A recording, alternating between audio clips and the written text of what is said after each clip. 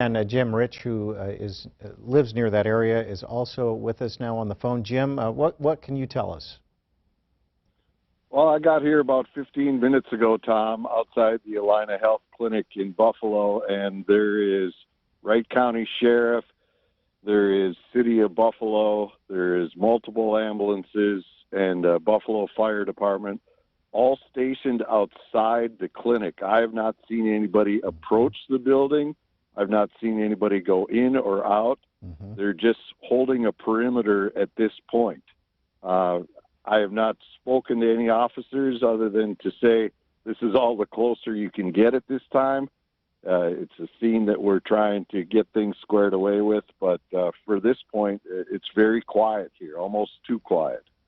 Yeah, we've been saying that it's very quiet given the information that's coming in now from our reporter Paul Bloom as to what may have gone down here in about an hour or so ago. Jim, you've lived in that community for a very long time. I imagine this has got to be really difficult for you as you're learning with us what's happening here this morning. Well, sure. These are all your friends, people that you meet, people you do business with. It's a place where you select to raise a family because you think it's a safe and caring community, and it still is, but you don't expect things like this happening in your neighborhood if indeed this is what's happened here today. It's tough to see because you know the firemen, you know the police officers, you know these guys and women that are out here trying to keep everybody health and safety, and to have something like this occur is very strange. It's certainly out of the norm for this area. We can see, Jim, by our shot with Chopper 9 that there's what looks like an abandoned wheelchair right out front of by the awning there at Allina Healthcare Clinic, which would imply maybe that something had to happen quickly to get people out of there, but you can see that just kind of eerily sitting there by itself. We understand also the ATF is on the way, and as you said, Jim, you could see that Wright County is there and Buffalo Police certainly, but we have noticed that all morning as well since we've been covering this story, that it's a perimeter outside of the clinic, and it does make you wonder if what has happened has already transpired, and now it will be up to more of an expertise of folks in law enforcement who go in there to account for what happened in a forensic kind of way. Right. The only information I've heard is third hand, and someone just told me that they were coming to the clinic and two nurses came out, hopped in their car, and told them to drive, and they drove away from the scene. And I'm trying to get to that person so Paul can perhaps interview them and get their side of the story. But it does sound like it was a very scary situation, and like you said, it's very strange that no one has approached the building. You know, we don't know why, if there's something else there, if there's a situation that, you know, they're not quite sure of what they have here yet or whatever, but no one is even in the driveway of police vehicles or any officers walking the perimeter. I'm sitting probably a block and a half away, and most of these first responders are just sitting in their vehicle right now, waiting for instruction, I would guess. Jim, can you help us understand where this clinic is in Buffalo for people who may not be as familiar with that area?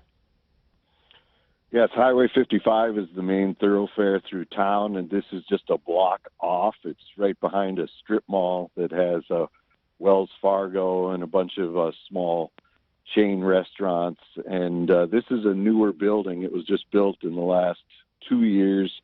It's a branch of Allina Health, and it's just basically was built at a part of an old farm. So they bought the land and built this here, and it's been here for a couple of years. And so traffic is getting by on Highway 55. They've just closed the side streets, so traffic is able to get by. And if you're coming through the area, you can get through it. They don't have the main thoroughfares shut down at this time. And Jim, Skyfox 9 is now giving us some pretty close-up images of the facade to the front of the clinic, and you can see what appears to be a blown-out window on the side and some debris. and you can see the wind is blowing in the blinds into the clinic, which would stand to reason to what Paul Bloom reported to us earlier in one of his trusted sources, that there were multiple bombs as well, as not just the shooting, but multiple bombs, which is possible to have blown out a window. Certainly a bullet could do that as well, but it does stand to reason that his source telling him that, that bears out with what we were just seeing live from Skyfox 9. In what looks like maybe a lobby area. Go ahead, Jim.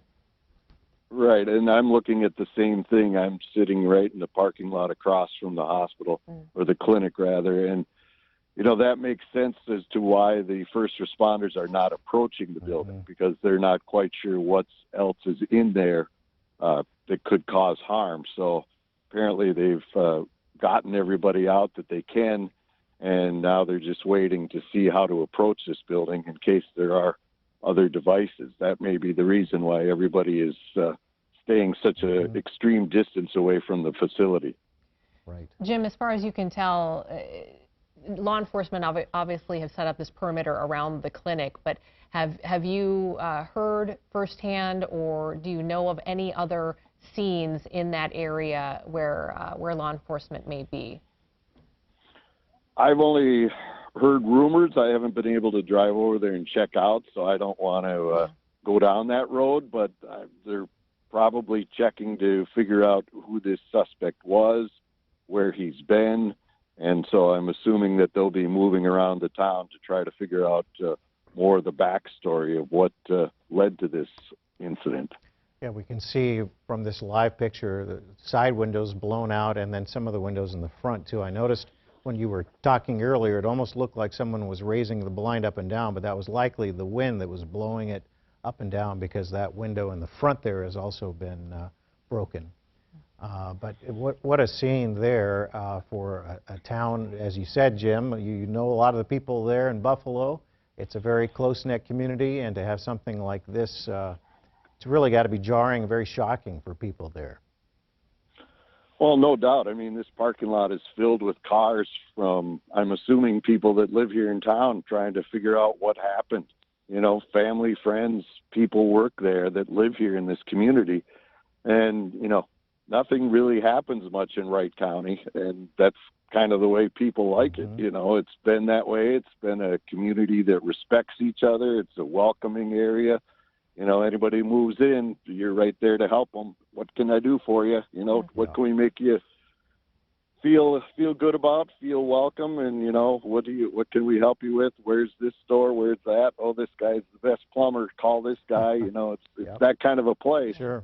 And to see this happen here is very strange, and certainly does not fit the MO of the community that I've been here for 25, 30 years, I guess. Give Jim a quick break.